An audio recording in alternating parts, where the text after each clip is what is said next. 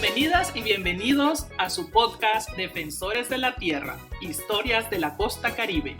En esta serie de podcasts conversaremos sobre las poblaciones indígenas y afrodescendientes de Nicaragua para generar mayor concientización sobre la importancia que tienen las tierras comunales en su cosmovisión y del proceso de saneamiento.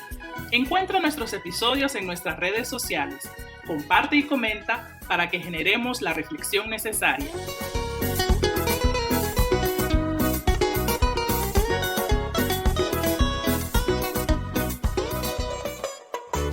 Hola, les damos la bienvenida a nuestro podcast Defensores de la Tierra, historias de la costa Caribe. Me llamo Melody y estaré acompañándolos para compartir nuestras experiencias, sueños y demandas como pueblo costeño.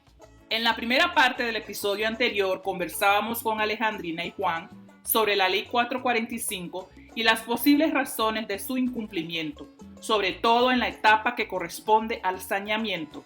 Alejandrina, ¿podemos retomar la conversación sobre los hechos históricos que ayuden a entender y dar una perspectiva más amplia del por qué se logra la aprobación de una Ley 445? Muy importante su pregunta y realmente es tan necesario hacer un poco de historia. Y esto se liga a que muchas personas quieren poner a un lado el por qué la costa Caribe, los pueblos indígenas y afrodescendientes pues tienen este derecho consignado en las leyes. Pero cuando nosotros abordamos sobre la responsabilidad del Estado de retomar los tratados para poder reconocer derechos, han pasado prácticamente 150 años, 1860 a estas fechas, y el Estado Nacional nunca enseñó o nunca se interesó en que la población conociera que el territorio anexado al Estado Nacional se dio a través de estos tratados y que estos tratados significaban compromisos del Estado con la población. Pero sí querían los recursos, pero la población no podía, ni siquiera había sido reconocido en el marco como lo vemos ahora, que Nicaragua es una nación multiétnica, pluricultural y multilingüe. Y por lo tanto, en ningún momento se retomó la protección de conservar la lengua a través de la educación. Fue en los años 80, con la revolución, que se retoma que estos pueblos tienen estos derechos a proteger sus lenguas, pero no nos olvidemos que el proceso de alfabetización prácticamente identificó que el Estado Nacional no tenía idea de que los pueblos indígenas y afrodescendientes hablábamos una lengua diferente. Y ahí comenzó también las protestas, porque el Estado quería imponer un proceso de alfabetización en la lengua castellana, que era una lengua que sí se daba en los colegios, pero que no es una lengua nativa de las comunidades de la costa Caribe. Entonces, olvidarnos de ese proceso fue lo que llevó a que las comunidades pues demandaran su derecho a todos estos derechos económicos, políticos, culturales, y que luego, después de varios estudios con antropólogos, sociólogos, me acuerdo que fue a través del CITCA que prácticamente presentaron la propuesta y dijeron, bueno, estos pueblos tienen otras iniciativas y otros derechos que no es lo que el común nicaragüense estaba demandando en los años 80.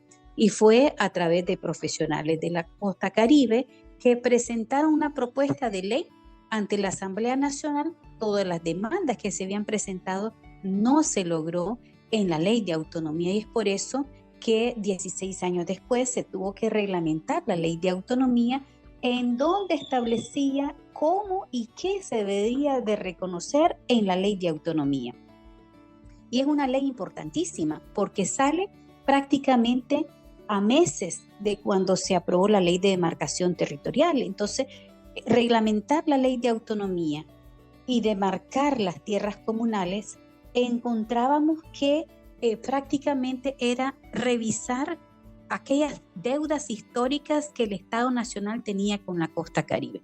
No éramos suficientes para reconocer que cuál era la magnitud que esto significaba y cómo ante un Estado colonial, patriarcal, y que prácticamente identificaba dentro de su concepto el Estado nacional, que podían tomar decisiones sin considerar a los pueblos, logró, ¿verdad?, ampliar estas demandas y retomarlas en la ley de demarcación y autonomía.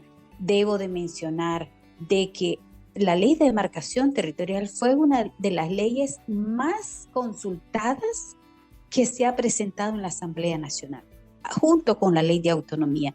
No sé si habrá otras leyes que han sido tan ampliamente consultadas por los pueblos. Y es por eso que esto obligó a que las regiones autónomas, cuando se dio el proceso de aprobación de la ley del Gran Canal, se encontró de que había un proceso que no habían retomado. Y es por eso que los pueblos se logró demandar al Estado de Nicaragua nuevamente ante la Corte Interamericana de Derechos Humanos sobre las tierras comunales y la consulta libre previa informada que el Estado había obviado. Es decir, se retoma prácticamente que la forma en que el gobierno estaba administrando los recursos a nivel nacional era prácticamente para poner a los pueblos que tienen derecho a su tierra comunal a un lado, porque el Estado Nacional pensaba que podían hacer las decisiones sin la consulta. La ley de autonomía se lo recuerda al Estado que era necesario demarcar las tierras, pero que también era importante no solamente la consulta de toda concesión que se pueda dar, porque la ley de autonomía inclusive define que hay porcentajes de recursos que debe regresar a las comunidades. El Estado lo está haciendo de manera parcial a través de Hacienda y Crédito Público. Las comunidades aún no conocen cuánto es lo que se está explotando en sus tierras. En estos momentos, concesiones mineras, concesiones madereras, concesiones de tierras para monocultivo, concesiones de pescas, concesiones de todo tipo, sin que la comunidad conozca realmente qué está pasando. Y es por eso de que la importancia de la ley de demarcación territorial prácticamente es una ley que restituye derechos. Así, simplemente recordar al Estado que tiene un compromiso con estos pueblos que vienen desde años ancestrales. Pero quiero retomar algo muy importante donde muchas personas quieren como que desviar la atención de lo que significa el derecho ancestral. La colonización encontró a pueblos indígenas en estas tierras. Y la colonización, en ese entonces, la corona española, la corona británica, junto con la Iglesia Católica, con la doctrina del descubrimiento, prácticamente otorgaba derecho a estas potencias para poder tomar las tierras comunales o las tierras de pueblos indígenas. Y eso, ¿qué significó en ese entonces? De que al ponerse de acuerdo las potencias de las tierras de América, en este caso Centroamérica, después de la independencia, el Estado de Nicaragua creía de que porque España había colonizado toda Latinoamérica, por herencia le correspondía las tierras de la Mosquitia. ¿Pero qué significaba? En las tierras de la Mosquitia, para poder tomarlas tenía que conquistarlas. Y la corona española nunca logró penetrar el territorio de la Mosquitia. Y están definidos, por ejemplo, en historiadores como Germán Romero Vargas y otros grandes historiadores, que ellos inclusive identificaron que ni siquiera la corona británica logró colonizar a la costa caribe, en este caso la Mosquitia. Lo que hicieron fue un protectorado porque eran enemigos de España. Y por lo tanto, cuando encontramos en la historia de que España, al separar los países centroamericanos o lograr su independencia de España, ellos creían que también los territorios que estaban bajo la capitanía, supuestamente capitanía de Guatemala y luego la capitanía de Gran Colombia, les correspondía. Pero la incursión de españoles en la costa Caribe fue producto de un acuerdo ya entre España e Inglaterra. Pero al entregar en los territorios de la Mosquitia a España, a través del Tratado de Managua, se especificara claramente que esos pueblos gozaban de autonomía. Es decir, el Consejo Regional que vemos ahora es producto del Tratado de Managua, porque se consignó un territorio para el reinado y el gobierno del pueblo indígena. Pero cuando en 1905 o en 1894 se dio la Convención de la Mosquitia, ahí nuevamente se retoma algo muy importante, y es que esos pueblos, a través del arbitraje del emperador de Austria, donde Inglaterra y Nicaragua fueron para dirimir lo que sucedía en la costa Caribe, en la Mosquitia, entonces era decidir, era como un tribunal, que sí Nicaragua tenía autonomía, soberanía sobre Nicaragua y en la Mosquitia, pero los pueblos indígenas tenían derecho a formar su propio gobierno. Y eso está claro, porque el derecho consignado desde del Tratado de Managua y los derechos de los pueblos antes de la colonia prevalecen. Y hoy, nuevamente, cuando observamos las narrativas del proceso de la descolonización, entonces se retoma de que a estos pueblos hay que seguirlos respetando en su autonomía, en su autodeterminación, a sus tierras y su forma de organización comunal. Entonces, ¿qué es lo que pasa? Hoy nos encontramos que el proceso de la demarcación territorial logró titular 24 territorios, pero se estanca en la quinta etapa. Y esa quinta etapa es el proceso donde los pueblos pueden administrar sus recursos, identificar quiénes pueden estar en su territorio y organizarse de acuerdo a sus costumbres y tradiciones. Es decir, encontrar 24 territorios con autonomía era lo que el Estado quería evitar. Y hasta el momento lo que han creado es un conflicto para el uso de la tierra, porque hay un concepto nacional que la tierra está administrada por el Estado, perfecto, pero la Constitución establece diferentes formas de tenencia de la tierra, y una de ellas es la comunitaria, y por lo tanto el Estado tiene la obligación de, diría yo, proteger esas 8 formas de tenencia de la tierra. El Estado no lo quiere hacer, porque tienen instituciones como la Procuraduría, la Intendencia, hay los tribunales para poder reconocer esos derechos. Inclusive la Corte Suprema de Justicia hizo una circular alertando a los abogados y notarios que donde se aborda el tema de tierras comunales en los territorios ya demarcados y titulados, deberán de tomar el sumo cuidado de litigar en esas tierras. Esto, lo que encontramos, ha sido simplemente un negocio de tierra, y lo más triste es de que estas comunidades han quedado a la deriva del marco jurídico para proteger sus tierras. Y lo fundamental es la decisión última que tienen las asambleas comunales sobre sus tierras. Y la demanda es que se termine titular.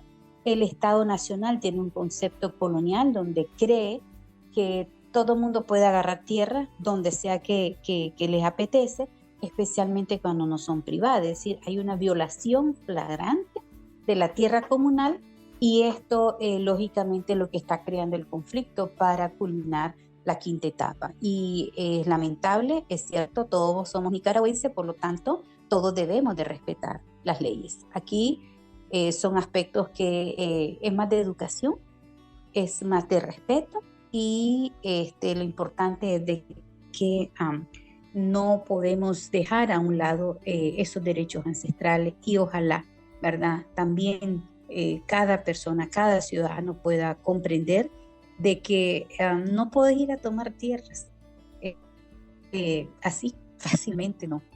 Aquí hay leyes y hay que respetarlas, y es una demanda al Estado Nacional que culmine la quinta etapa, que es la de saneamiento territorial, no solo porque es una ley, sino porque también restituye derecho a la autonomía y también a las decisiones que pueda tomar una comunidad con respecto a sus tierras comunales.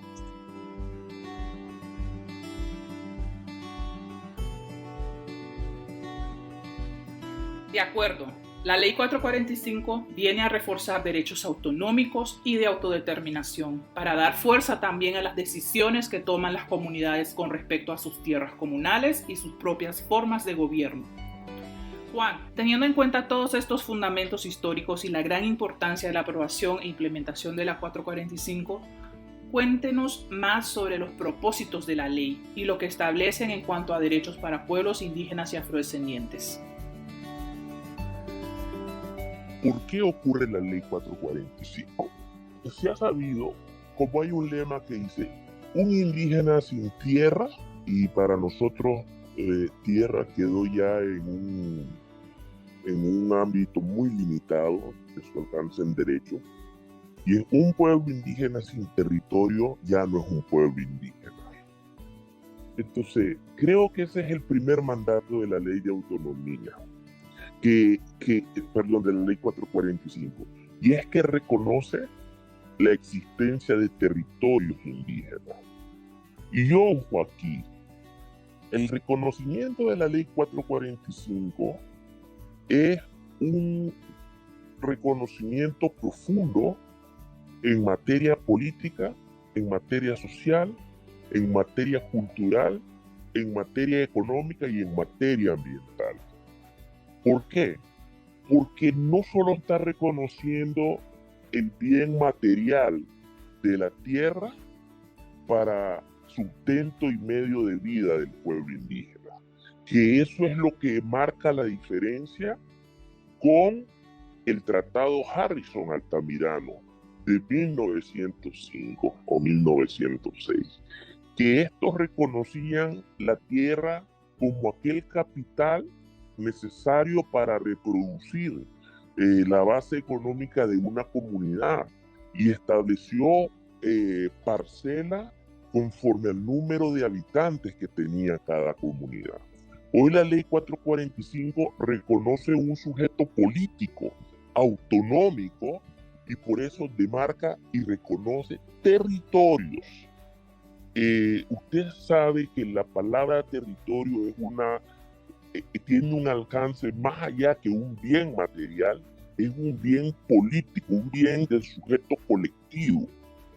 Se habla no se dice la tierra nacional, se dice el territorio nacional. No se dice en la tierra de la región autónoma de la costa Caribe, se dice el territorio. Cuando nos referimos a una jurisdicción de ámbito geopolítico, entonces esa jurisdicción es basada en territorio. Y este es un alcance profundo que tiene la ley 445, porque reconoce al sujeto colectivo sobre un bien llamado territorio, un bien que va más allá de los elementos que se pueden palpar, tocar, y va a lo subjetivo de la colectividad, de la cultura. Este territorio asocia y conecta con esos elementos no fácilmente visibles para un mundo occidental tan materialista, como es lo espiritual, los conocimientos tradicionales, las prácticas y saberes, las formas de asociarse para la producción y la reproducción de los medios alimentarios, vivienda y otros factores para la salud a través de la medicina tradicional, la educación desde la perspectiva de los pueblos indígenas y afrodescendientes. Entonces, la ley 445 recoge con mucha profundidad estos elementos integrales que van más allá del término tierra, en primer lugar. Y en este sentido, esto se manifiesta también en que reconoce en este territorio el bien integral como es las lagunas, ríos y en la parte marina y costera. Entonces, estos son elementos muy importantes que se recogen en la Ley 445. Un segundo elemento es que la Ley 445 también reconoce que la administración de estos territorios se desarrollan bajo una forma de gobierno tradicional. Por eso reconoce los gobiernos comunales y los gobiernos territoriales, que vienen a ser los entes administrativos y que deben de velar porque este territorio sea funcional a la razón histórica, cultural y la continuidad que puede tener este pueblo, sosteniendo los valores que son físicamente visibles o físicamente invisibles, pero que le dan la identidad a este pueblo. Por eso hoy que nos enfrentamos a una serie de violaciones sobre la ocupación de los territorios y se cree que se va a resolver con un arrendamiento, lo que estamos viendo es que se está transgiversando la razón de ser de la demarcación y la titulación.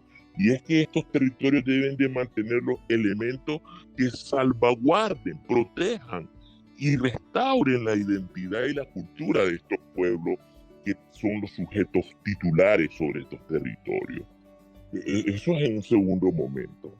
En un tercer momento, la Ley 445 también aborda los diferentes tipos de conexiones y relaciones que debe de darse entre las comunidades y sus órganos de gobierno, tanto comunal como territorial, con los entes del Estado a diversos niveles, tanto a nivel de los ministerios o entes del gobierno central, tanto con las entidades municipales como con las entidades del gobierno regional.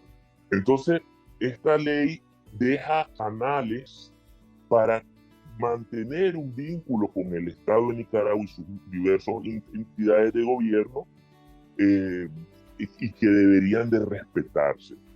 En un cuarto momento, la ley también establece cómo se debe garantizar el proceso de consulta y salvaguardar lo que resulta de estas consultas, que hoy en día ha tomado fuerza el término consentimiento libre previo informado.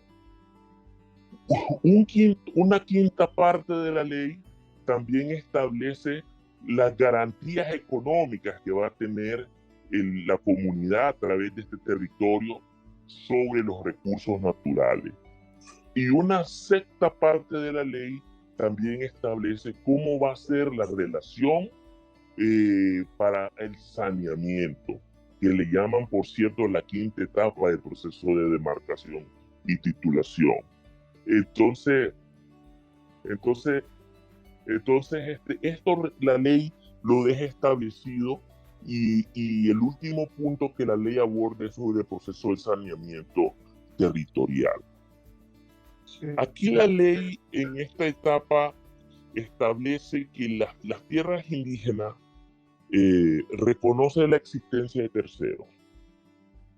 Pero hoy en día se ha tratado de confundir que tercero es todo aquel que está dentro del territorio.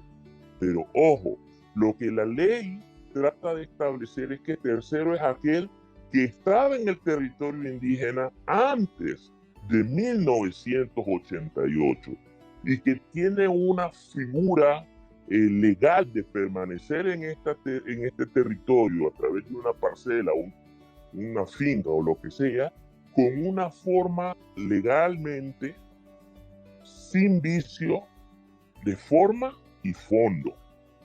Entonces, en la invasión de los territorios indígenas que ha ocurrido en las últimas décadas, se ha querido decir que estos invasores o estas personas que vienen, y voy a usar la palabra que se han venido a establecer a las regiones autónomas, son terceros, pero no. El enunciado de la ley es que terceros son aquellos que estaban antes de 1988 y que legalmente pueden permanecer en los territorios. Y aquí es donde hay que ponerle mente a estos datos que estoy diciendo, que es cuando se aprobó la Constitución de Nicaragua en el 87.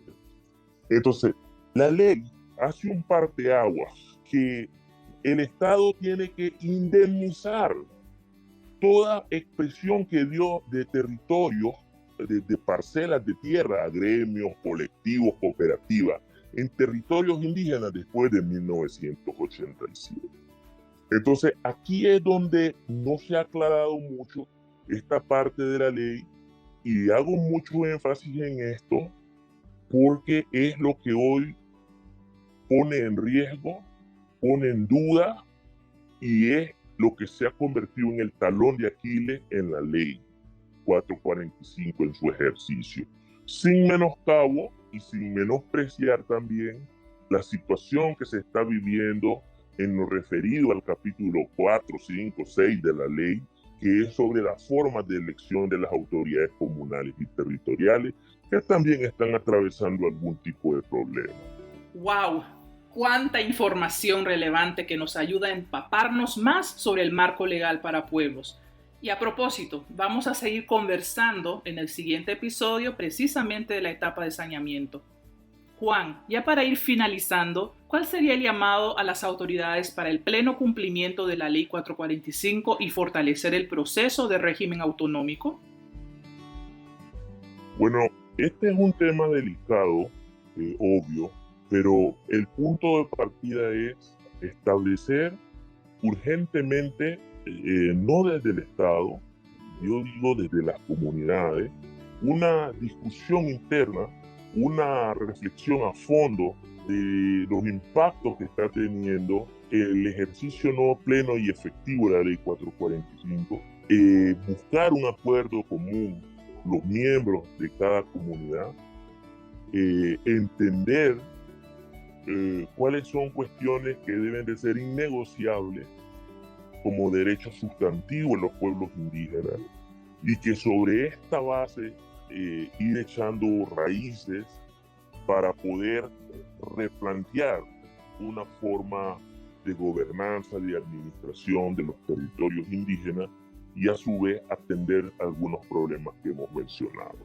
O sea, más que llamar al Estado, yo creo que hoy debemos de voltear un poco el reloj de arena y trabajar urgentemente en esa erosión y en esa fragmentación sin precedentes que han sufrido las comunidades por diversos drivers o factores externos, políticos, económicos, culturales, sociales. Entonces, trabajar en esto desde una agenda propia interna y a partir de ahí replantearse una nueva forma de relación y de diálogo con el Estado de Nicaragua.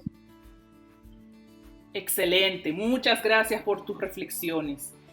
Y si tuviera que resaltar algunos puntos valiosos brindados por Alejandrina y Juan, serían estos. Los derechos de los pueblos habitantes de la costa Caribe y del Pacífico Centro y Norte prevalecen antes de la anexión de la Mosquitia al territorio de Nicaragua y antes de la colonia. Por tanto, se debe respetar su autonomía, su autodeterminación, el derecho a sus tierras y su forma de gobernanza. Es decir, sus derechos son inalienables, no prescriben y son intrínsecos a ellos, no son regalos de un partido político ni gobierno. Todo ciudadano debe entender que no puede llegar simplemente a un territorio y tomarse las tierras comunales de los pueblos, porque existen leyes y hay que respetarlas. Para ello, el Estado debe garantizar la aplicación de las leyes. Se requiere un consenso interno de las comunidades sobre los elementos que pueden ser negociados y cuáles son innegociables como derechos sustantivos de los pueblos. La decisión última sobre las tierras comunales y territorios la deben tener las asambleas comunales y territoriales. Los pueblos necesitan replantearse una nueva forma de gobernanza y de administración de los territorios, una agenda interna propia y en base a ello una nueva forma de relación y de diálogo con el Estado de Nicaragua. Agradezco la participación de Alejandrina y Juan en este segundo episodio. Aprendimos sobre la Ley 445, la importancia de conocer más nuestra historia, el marco jurídico nacional e internacional que nos respalda y que debemos estar informados para generar acciones a favor de nuestros derechos. En nuestro siguiente encuentro conversaremos más sobre la Ley de Demarcación Territorial, especialmente el famoso proceso de saneamiento. Te invitamos a escucharnos.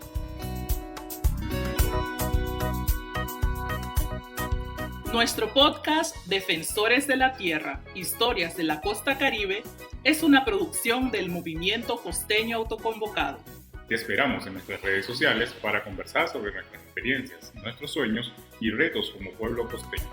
Gracias por escucharnos.